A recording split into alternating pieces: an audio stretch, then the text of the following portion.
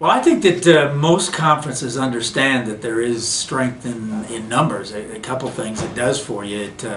It helps you create schedules that probably are geographically compatible. Plus, if you add strong members, it actually puts more people into the playoffs. The FCS has the playoff system, and we've seen from the Colonial League, which is probably our closest rival in FCS, that having more members in the playoffs just gives you an opportunity to get deeper into the playoffs. So we have understood for a long time that it's wise probably to look at expansion.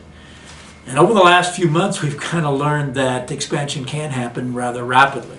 So rather than look for core members, the only two really strong FCS members sitting out here that didn't have a football home were Cal Poly, San Luis Obispo, and UC Davis.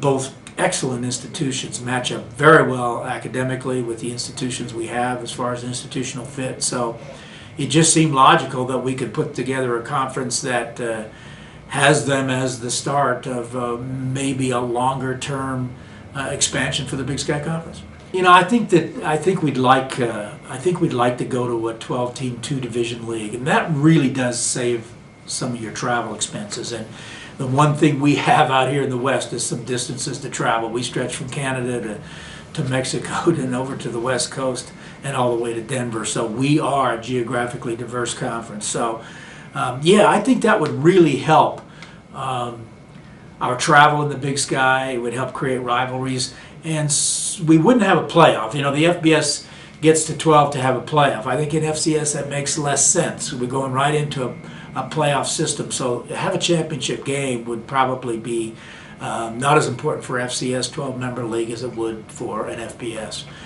There are a lot of ways to choose who gets to go into the playoffs. That's going to be probably the easiest thing we do. We'll get the directors together, they'll come up with some criteria, but if there's a head-to-head game between the two winners in the division, I imagine we would take whoever won that game. We'd probably go to some percentage of wins against either like opponents or conference members, or we could even go down to which division hasn't been represented in the playoffs for the longest time. So there's a lot of ways to do that. That's a decision that we made later, and probably a pretty easy decision. Well, I think both Cal Poly and Davis have obligations to the Great West Conference. I think that they have standard language about exit and notification by July 1. If that is indeed true and they cannot be relieved of that obligation, then they would have to give notification by next July 1 and play in the Great West for one more year. Now, that doesn't mean we can't start working them into our schedule. We also have a lot of teams that go out 4 years, particularly with their FBS games in scheduling. So our obligation and our commitment to them is to work them in just as quickly as we can. So I would expect you'll see some games next year. You'll see a preponderance of games in 12, and I'm sure by 13 that we'll have a schedule in place. Well, I think the key to remember is these are two schools we're interested in anyway. I mean, they're a great institutional fit, and us as a conference, we've always believed that the conference should be more than just a collection of schedules. We want people that are institutional fits for the other institutions. That way, when we make decisions, it's easier to work together and to understand each other. So we're bringing in two very, very strong athletic programs in football who are institutional fits. So from that standpoint, it satisfies that athletic and that institutional criteria. But I don't think you can also underestimate the strength in numbers as a protection scheme for the future.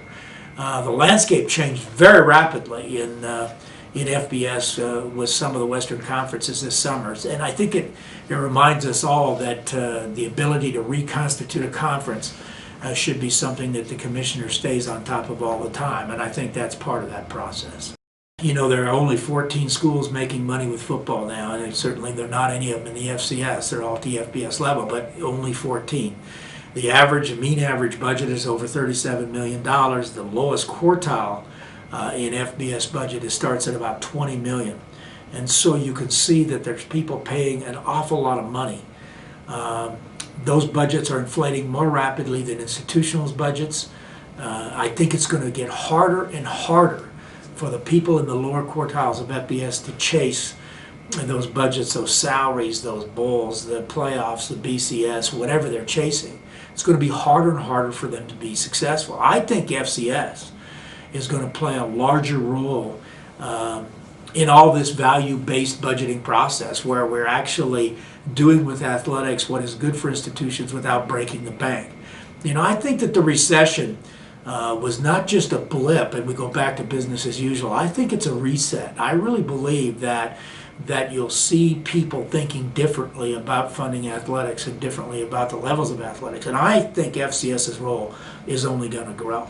And when it does, and as it is, and maybe this expansion is an indication of the excellence of FCS. These are two schools that are very good schools that probably would have had an opportunity to be looked at, but quite frankly, in our discussions, they were more interested to come to FCS. They think that's an appropriate level. It's a level where they can be successful and do what athletics is supposed to do on a campus, which is be part of your brand. So, yeah, I think FCS role will even get larger in the coming years, and I'm glad to be out in front of this.